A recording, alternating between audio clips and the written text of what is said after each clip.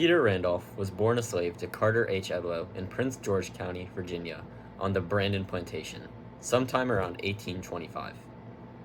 Randolph's mother was a slave to Edlow, and his father lived on a neighboring plantation. Edlow was considered by many to be a respectable slaveholder, for he did not directly impart his malice onto his slaves. Instead, he opted to use overseers and other employees to carry out his tasks for him. Edlow was an interesting character.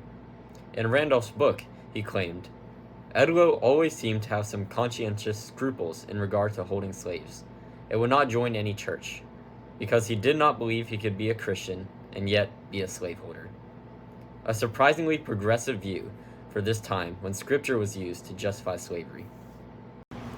Edlow passed away in 1844, wishing in his will 6 years prior that his slaves be freed upon his death, and that each be given $50, which would be approximately $2,000 in today's money. However, his will was contested by John A. Selden, the executor of the Edlow estate, and he kept Randolph and the others enslaved under the pretense that there was not enough money to give to the slaves as described in the will. Selden's interpretation of the will was that the slaves were to remain on the plantation until they could earn their $50 themselves. Randolph spearheaded a 3-year legal battle to win freedom for himself and his 80 fellow slaves, in which he appealed to multiple lawyers, eventually finding luck with William B. Harrison, a magistrate who, although was a slaveholder himself, was able to secure Randolph and his fellow slaves free papers and a passage to Boston.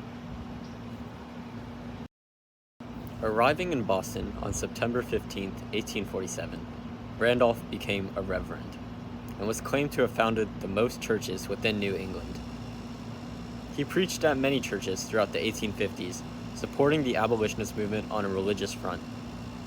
In 1855, he published his book, Sketches of Slave Life and From Slave Cabin to Pulpit, which he intended to prove that slaves, when liberated, can take care of themselves and need no master or overseer to drive them to their toil, as well as to document his physical and spiritual journey throughout his life.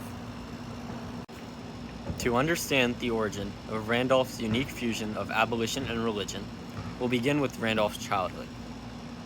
Randolph was illiterate, a rare trait among slaves, especially since in Virginia and Alabama in 1832, a law was passed that prohibited whites from teaching blacks to read or write, punished by fines and flogging.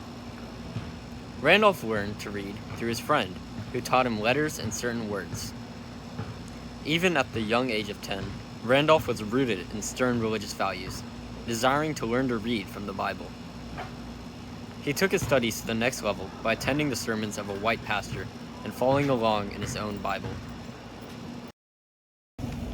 Randolph found solace in religion, and it helped him weather difficult days and his frail body, claiming, "When I was a child, my mother used to tell me to look to Jesus, and that he who protected the widow and the fatherless would take care of me also."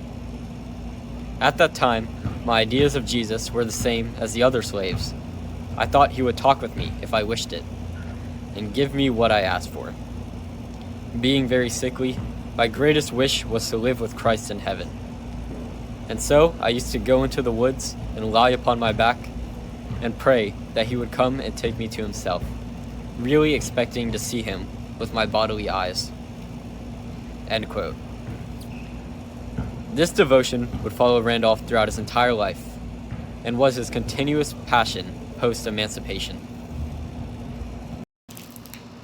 Sketches of Slave Life has been affirmed to be true wherever checked, and although the book was self-published twice, neither publication gained particular traction. Still, Randolph resolved to shape society in other ways. Randolph was well known for his actions within the Baptist community, working hard to reform the church. One of his most progressive petitions at the time was for women to hold more power within the church. He also toiled to legalize slave marriages. All this work eventually landed him in the Freedmen's Bureau, where he provided invaluable advice and assistance to politicians. Randolph himself bounced around throughout the North and South, aiding slaves and freemen all the way. His support was mostly religious, working to spread his connection with God with all. but he also donated large sums of money to abolitionist causes. Randolph initially moved south to help the newly emancipated people in Virginia after the Civil War. He then returned to Boston to found churches for freed slaves who had no place for worship. Randolph passed away on August 7th in 1897 in Boston. His funeral was attended by many abolitionists who emphasized Randolph's powerful influence on his community. Peter Randolph's story, while exciting, finds his strength in his continuous commitment.